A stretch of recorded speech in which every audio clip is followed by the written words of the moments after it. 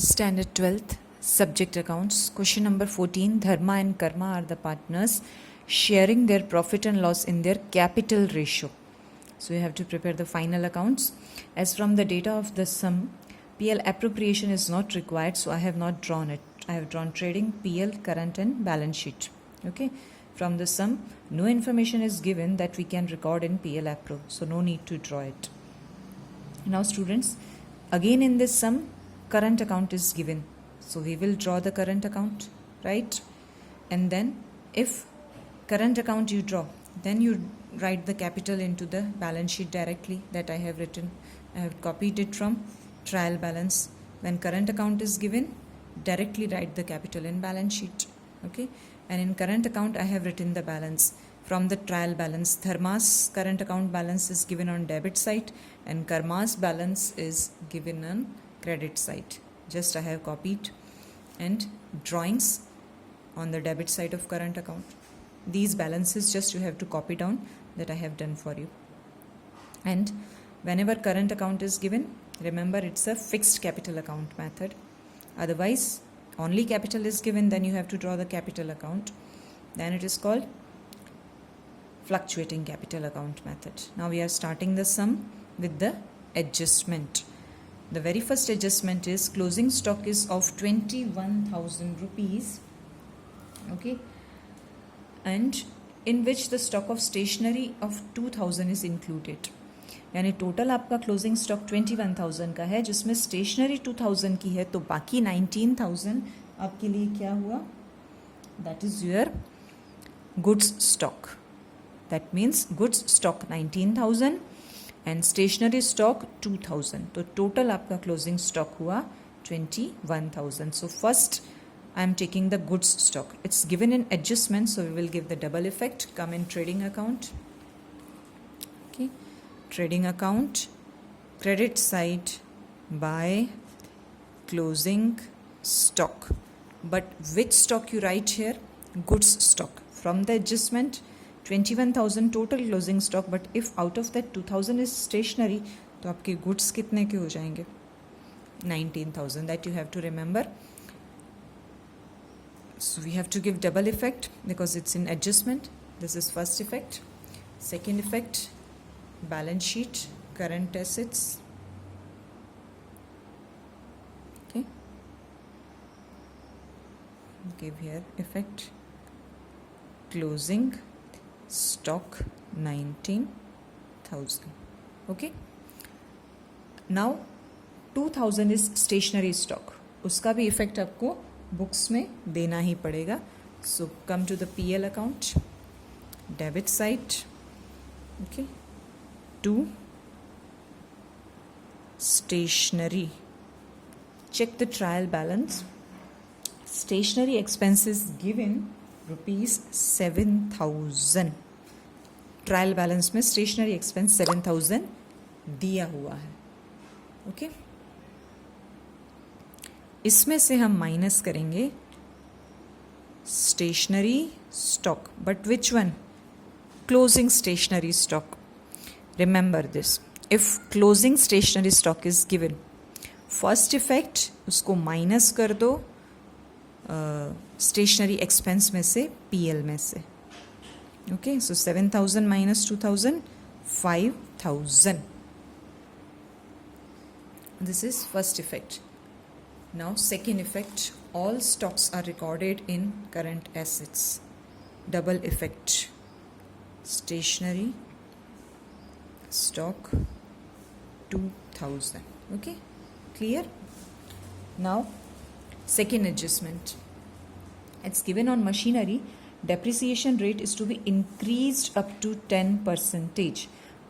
It's not said that calculate depreciation 10%, but it is said that increase the rate up to 10%. Depreciation का rate 10% तक बढ़ा दो. There is a difference in the language. Okay, it's not simple depreciation you have to calculate. So in that case, what you have to do? Okay, machine means fixed assets, right? Machinery. check the trial balance. It's given 71,760. Now even in trial balance, depreciation on machine is given 6240. That is old depreciation. That means after deducting such depreciation, this is the balance. So add it. Old depreciation add कर दो 6240 and you will get 78,000. Clear? This is your balance of machine from trial balance, and trial balance में depreciation on machine and given.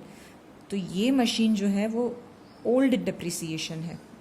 Machine that I have copied. और क्या दिया है? Depreciation on machine. जो trial balance में depreciation on machine है वो old depreciation है. वही डेप्रिसिएशन डिडक्ट करने के बाद आपका ये बैलेंस आया है. तो अब मैं उसको प्लस करूँगी तो ये ओपनिंग बैलेंस ऑफ मशीनरी आ जाएगा. क्लियर? ओल्ड डेप्रिसिएशन माइनस करने के बाद का ही ये बैलेंस है. तो ये माइनस करने के बाद का बैलेंस है तो उसको प्लस कर दो, तो ये आपका original opening balance of machinery आ जाएगा. Clear? So whenever old depreciation is given you have to add it. Now treat the depreciation. You have to take the depreciation up to 10%. तो ये जो ओरिजिनल बैलेंस पे हम आ गए, now calculate new depreciation that is 10%. 7,800. Now deduct it. Okay, अब जैसे करते हैं, आप बोल रहे हैं 10% तक इंक्रीज कर दो, तो पुराना डेप्रिसिएशन तो प्लस कर दिया, ओरिजिनल बैलेंस पे आ गए. अब अप टू 10% लेना है. Now take 10%. इसका 10% लिया, माइनस किया. Now second effect, PL account debit side to depreciation on machine. Now only new depreciation you have to take 7,800. Old depreciation given in trial balance, so only one effect.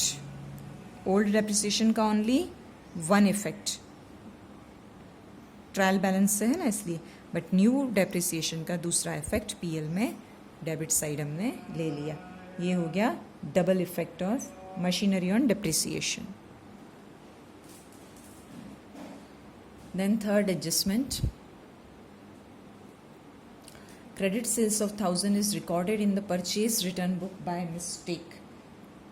Okay, so come to the sales by sales. Sales is given 1,20,000. Now third adjustment. Third adjustment is given that ₹1,000, that is actually credit sales, but by mistake you have recorded in purchase return book. So actually it is credit sales, so add in sales, unrecorded sales. Okay, 1,000 first effect, right? Now sales का एक effect अगर यहाँ पे होता है तो second effect मैंने आपको बताया है हमेशा कहाँ होता है? डेटर्स में. Debtors that is given in the trial balance as the amount receivables. एक ही बात है, debtors बोलो कि receivables. उसमें unrecorded credit sales भी क्या हो जाता है? प्लस हो जाता है. अब यहाँ कुछ बेड डेप BDR नहीं है तो मैं इसको टोटल कर देती हूँ. ओके, सेल्स का सीधा डायरेक्ट इफेक्ट जाता है डेटर्स पे. ये हो गया double effect, right?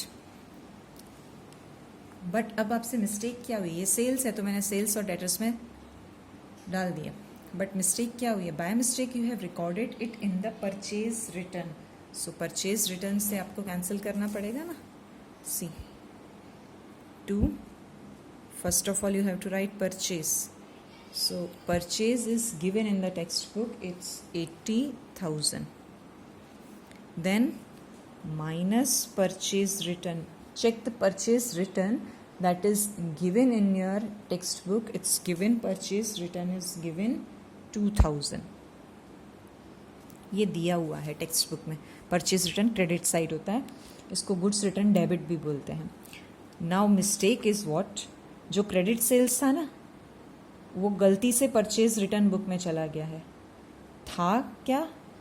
Sales, by mistake वो परचेज रिटर्न में यानी इसमें वो इंक्लूड हो गया है, इसमें इंक्लूड हो गया है, यानी 2000 जो परचेज रिटर्न है इसमें 1000 तो बाय मिस्टेक क्रेडिट सेल्स है, तो आपका नेट परचेज रिटर्न क्या हो जाएगा? नेट परचेज रिटर्न में भी इसमें से आपको सेल्स में जो मिस्टेक से अमाउंट गया है वो डिडक्ट करना है। आप मेरी बात ध्यान से समझो, आपका परचेज रिटर्न 2000 है, लेकिन इसमें गलती से 1000 रुपीज़ तो सेल्स वाला अमाउंट चला गया है, वो आप डिडक्ट कर दो, तो आपका नेट परचेज रिटर्न क्या हो जाएगा? 1000 रुपीज़ ना, 2000 का परचेज रिटर्न, उसमें गलती से सेल्स का अमाउंट चला गया है, वो माइनस कर दो, तो नेट परचेज रिटर्न आपका हो गया 1000। क्लियर? अब 80,000 purchase minus purchase return 79,000। Clear? Now इसका भी डबल इफेक्ट जाएगा, सेल्स का जैसे डेटर्स में गया ऐसे ही purchase related effect will be to creditors. Current liabilities. First write creditors. Amount, creditors means payables. Payables means 79,000. Now remember, जब परचेज बढ़ता है तो क्रेडिटर्स बढ़ते हैं, जब परचेज कम होता है तो क्रेडिटर्स कम होते हैं, और ऐसा ही परचेज रिटर्न में ये अपोजिट हो जाएगा। ओके, अब यहाँ आपका परचेज रिटर्न कम हो रहा है, पहले 2000 था ना परचेज रिटर्न, गलती से 1000 तो सेल्स वाला अमाउंट था, तो अब नेट परचेज रिटर्न आपका 1000 हो गया, यानी आपका परचेज रिटर्न कम हो गया। परचेज रिटर्न कम होता है तो क्रेडिटर्स बढ़ जाते हैं, ये याद रखना। परचेज रिटर्न में अपोजिट कैलकुलेशन है, परचेज रिटर्न कम तो आपके क्रेडिटर्स बढ़ जाएंगे। Wrongly recorded purchase return. Okay, तो ये 1000 प्लस हो जाएगा आपका। ओके, जैसे क्रेडिटर्स में परचेज बढ़ा तो क्रेडिटर्स बढ़ेंगे, परचेज कम हुआ तो क्रेडिटर्स कम होंगे, बट यही कैलकुलेशन परचेज रिटर्न में अपोजिट होता है, परचेज रिटर्न कम हुआ तो क्रेडिटर्स इंक्रीज हो जाएंगे।